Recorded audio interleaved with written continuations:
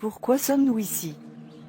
Mon amour, j'ai reçu la bourse, pour voyager à l'étranger, pour un programme académique de 2 ans. Dieu merci, je suis heureux pour toi, maintenant notre avenir est brillant. Mais pourquoi n'êtes-vous pas heureux? Je ne veux pas te perdre. Pour un autre homme, je veux passer le reste de ma vie avec toi, promets-moi, tu m'attendras, quoi qu'il arrive. Mon amour, ce ne sera pas long, je reviendrai pour te prendre comme ma charmante épouse, je promets d'être fidèle. Donne-moi ta parole que tu m'attendras patiemment quoi qu'il arrive. Tu as ma parole, je t'attendrai peu importe les défis auxquels je fais face, j'attendrai parce que je sais que tu es fidèle à cette promesse, parce que je sais que tu ne peux pas me décevoir, parce que je sais que tu m'aimes tellement, même pour la mort j'attendrai.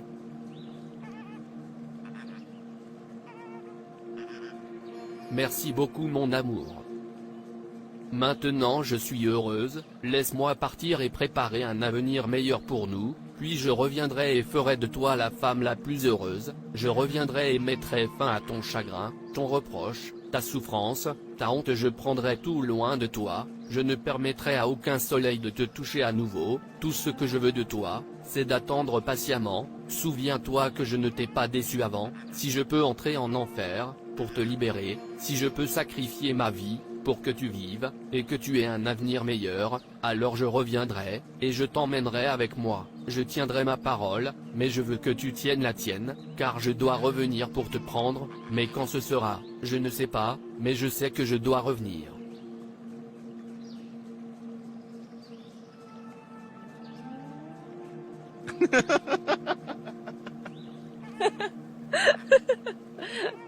Rentrons à la maison, pour que je puisse me préparer. D'accord, je viendrai te voir demain. Es-tu prêt? Oui. Rappelez-vous notre accord. Je n'oublierai jamais. Personne suivante.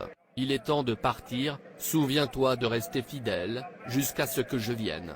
Je ferai.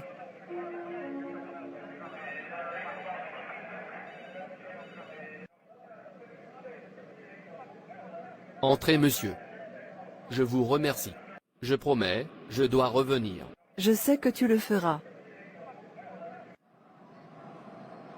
Salut Rina, viens s'il te plaît. Oui. Rina, ne me dis pas, tu attends toujours que Peter revienne et t'épouse. Bien sûr que je le suis. Ne sois pas idiot, épouse-moi, Peter ne pourra jamais revenir, il a dû t'oublier, l'attendre est une perte de temps, cela fait des années maintenant, pourtant il est introuvable, arrête de l'attendre, parce qu'il ne viendra pas, épousez-moi et, amusez-vous, et oubliez Peter, et ses promesses, parce que, c'est faux, la promesse, c'est juste pour vous donner de faux espoirs. Merci pour vos conseils, mais je vais encore l'attendre. Votre nom est désolé, continuez d'attendre un homme, qui ne viendra pas, jusqu'à ce que vous ayez passé l'âge du mariage, alors vos yeux s'ouvriront, alors il sera trop tard, pour vous. Merci pour vos conseils, mais je vais encore l'attendre. Regarde-la. Elle ne savait même pas qu'elle était vieille. Tu attends un homme qui ne viendra pas, gros con. Jeune homme, tu dis quelque chose. Oui maman, je veux faire de Rina ma femme, je l'aime et je veux être avec elle. Dans ce cas, tu n'as pas de problème, elle est déjà à toi. Attends, je l'appelle. Rina.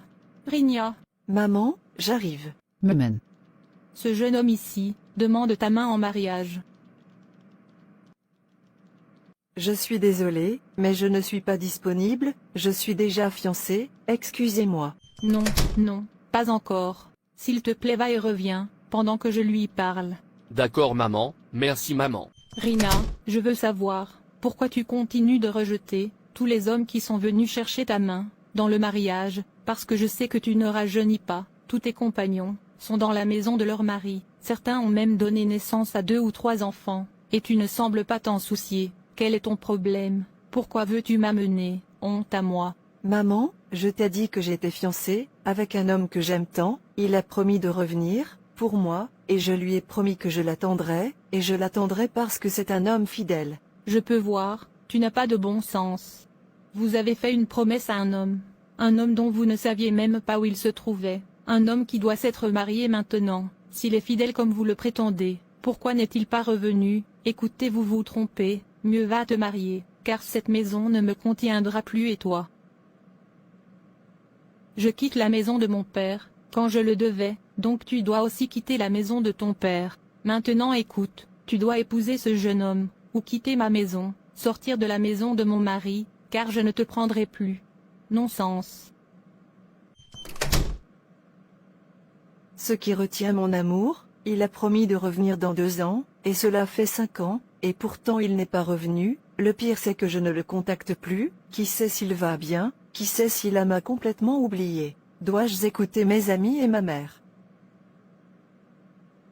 Non, je sais qu'il viendra, du début à la fin, tout chez lui est vrai, je dois attendre. Mon amour, s'il te plaît reviens, je traverse beaucoup.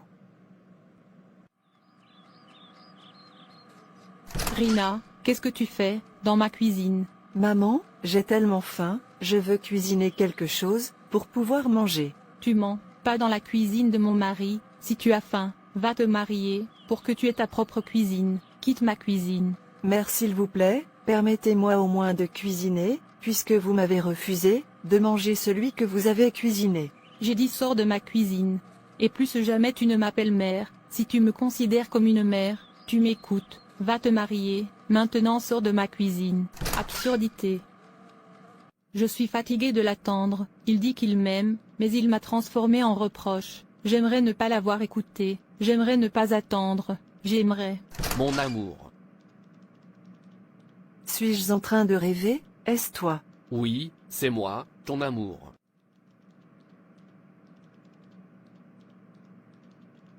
C'est vraiment toi? Je pensais que tu ne reviendrais plus jamais, je pensais que tu m'avais oublié. Je suis désolé de t'avoir fait attendre si longtemps, j'essaye de m'assurer que tu ne souffriras plus jamais, ne pleure plus.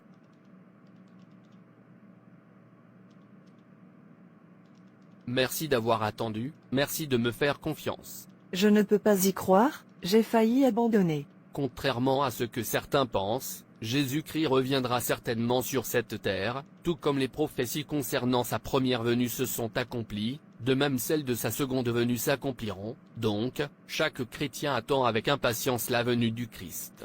Seconde venue, doit faire une préparation adéquate, la promesse et la certitude de sa venue, devraient vous faire passer vos journées, sur des choses qui comptent vraiment. En préparant sa venue, l'Écriture sainte nous exhorte à écarter tous les obstacles externes et internes qui nous tirent vers le bas et à courir la course qui nous est proposée avec patience et persévérance, car nous aussi, nous sommes accomplis, environ avec une si grande nuée de témoins, laissons de côté tout poids, et le péché, qui nous assaille si facilement, et courons avec patience, la course qui nous est proposée. Hébreux, 12 verset 1. Vous avez raison.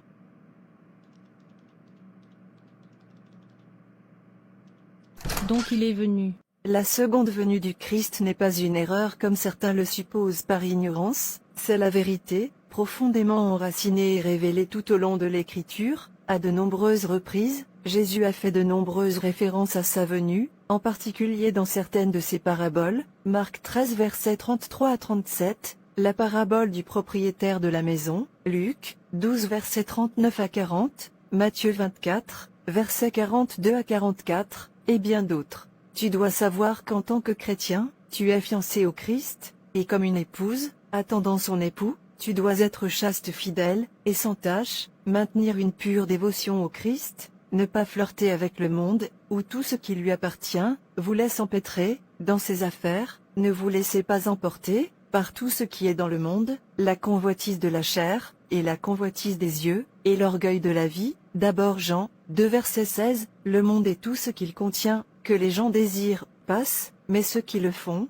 la volonté de Dieu vivra éternellement. Par conséquent, soyez un chrétien avec une forte conviction et faites attention à la mondanité, dans votre habillement, votre comportement, votre conversation, votre cérémonie et tous les autres domaines de votre vie. Ne vous confondez pas avec le monde, l'amitié du monde est inimitié avec Dieu. James 4 verset 4, sois sur tes gardes, sois dehors, alerte et prêt à tout moment, ne laisse rien salir ton vêtement, surveille contre l'amertume et le manque de pardon. Matthieu 6 versets 14 à 15, et évite les compromis, maintiens une vie quotidienne, de sainteté. Il est écrit, et tout homme qui a cette espérance en lui, se purifie, de même qu'il est pur, en particulier, supprimez les petits renards, qui gâtent les vignes. Chant de Salomon, 2 verset 15, ne considérez jamais aucun péché, trop peu, car aucun péché n'est trop petit pour vous empêcher de rencontrer le Seigneur. Étudiez et méditez constamment sur le monde de Dieu, cachez-le dans votre cœur. Colossiens 3 verset 16, Psaume 119, verset 11. Examinez-vous quotidiennement dans le miroir de la parole de Dieu, pour corriger toute forme d'imperfection dans votre vie. 2 Corinthiens 13 verset 5. Écoutez, Jésus doit sûrement revenir. Merci d'avoir regardé. S'il vous plaît, abonnez-vous, aimez et partagez. Dieu te bénisse. Et souviens-toi, Jésus t'aime tellement.